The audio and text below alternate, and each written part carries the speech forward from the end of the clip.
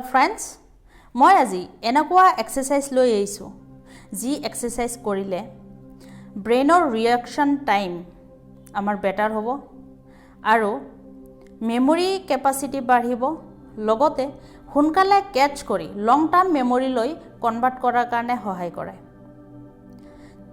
বডিৰ ভিতৰত ব্ৰেইন আমাৰ important part হয়।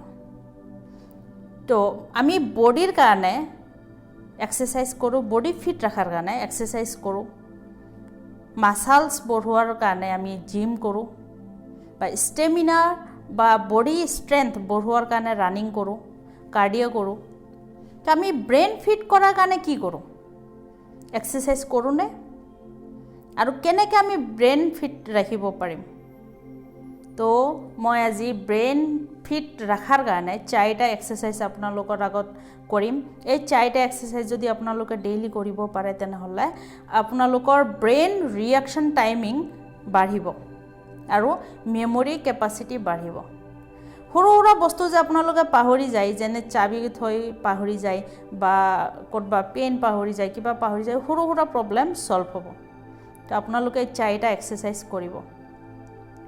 আৰু মই 4টা এক্সাৰচাইজ কোৱাৰ আগতে কওঁ যে আমাৰ ফিংগাৰৰ লগত আমাৰ ব্ৰেইনৰ লগত কানেকশ্যন আছে।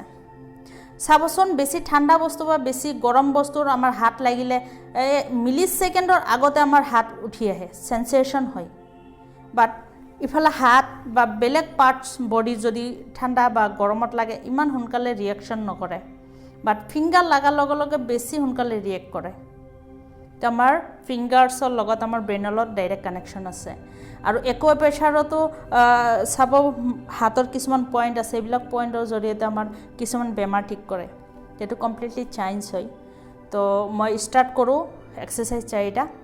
নাম্বাৰ 1 এক্সাৰচাইজ হ'ল ফিংগাৰ এনেকৈ ল'ব, লৈ কিনে এই থাৰ্ম ফিংগাৰ দি এনেকৈ কৰি যাব। Number 1 exercise. দিনত বেক কৰিব, দিনত 15 to 20 টাইমছ দিনত কৰিব আপোনালোকে। কৰিলে চাব ব্ৰেইনৰ ৰিয়েকশ্যন টাইমিং কেনেকুৱা হয় আপোনালোকৰ। নাম্বাৰ 2 এক্সাৰচাইজ হ'ল, বেছি নহয়, চিম্পুল হয়, আপোনালোকে কৰি চাব পাৰে।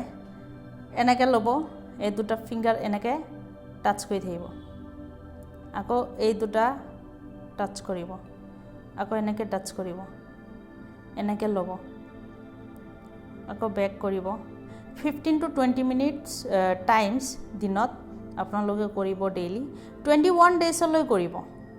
21 ডেইজলৈ যদি ডেইলি কৰিব পাৰে তেনেহ'লে আপোনালোকে বেনিফিট বহুত পাব। চিম্পুল হয়, আপোনালোকে ঘৰত কৰিব পাৰে, বেছি টান নহয়।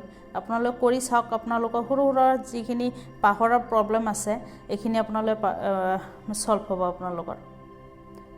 নাম্বাৰ 3 হ'ল, নাম্বাৰ 3 এক্সাৰচাইজ। এইটো ফিংগাৰ এনেকৈ ল'ব, দেন ইফালে দুটা ল'ব,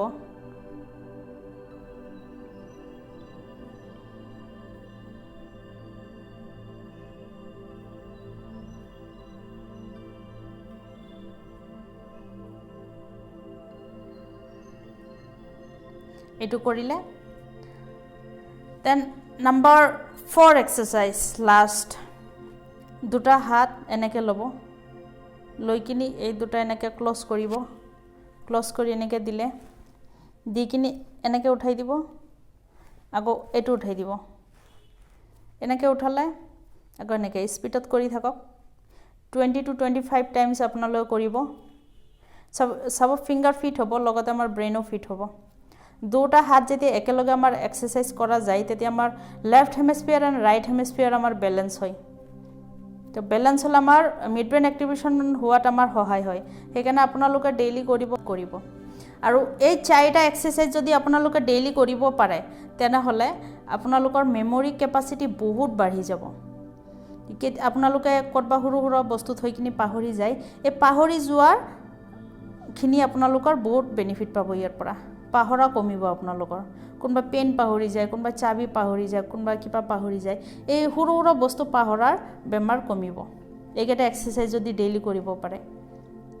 ভিডিঅ'টো শ্বেয়াৰ কৰক, লাইক কৰক আৰু ছাবস্ক্ৰাইব কৰক।